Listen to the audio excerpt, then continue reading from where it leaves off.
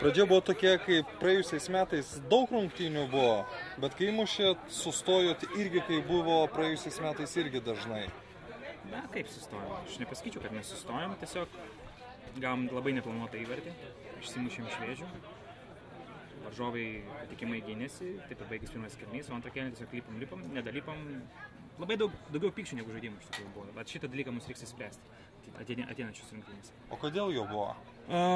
Matyt, labai senai iš tikrųjų žaidė kartu, labai visi išsimėtė po komandas yra ir tiesiog trūksta dar to susižaidimo, supratimo ir taip toliau. Bet aš manau, kad mes savo čempionišką žaidimą dar pademonstruosim ateityje. Nu, netolimoje ateityje, po poros rungtynių.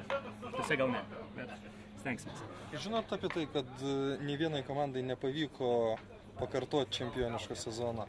Jo, girdėjom iš tikrųjų. Tai kodėlgi nebūtų ta pirma, kuri paneigs šitą posakį, šitą taisyklę.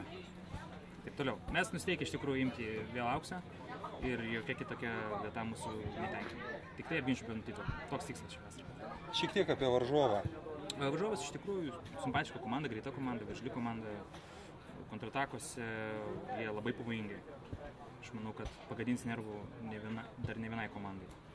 Šiaip iš tikrųjų labai smagi chebra, gal biški grubiai žaidžia, bet na, jiem pasirinkimo nėra, nes greiti it žaibai. Objektyviai vertinant, nusipelnė jie tašką? Aš manau, kad galbūt net ir nusipelnė, nes pas juos buvo proga, pas mus buvo proga, be įvarčio, auksinė proga, turiuomenyje. Bet, sakykim taip, labai korektiškas rezultatas. Labai smagi komanda, tikrai nustebino mus, maloniai nustebino, tai linkim jiems sėkmės. Ačiū.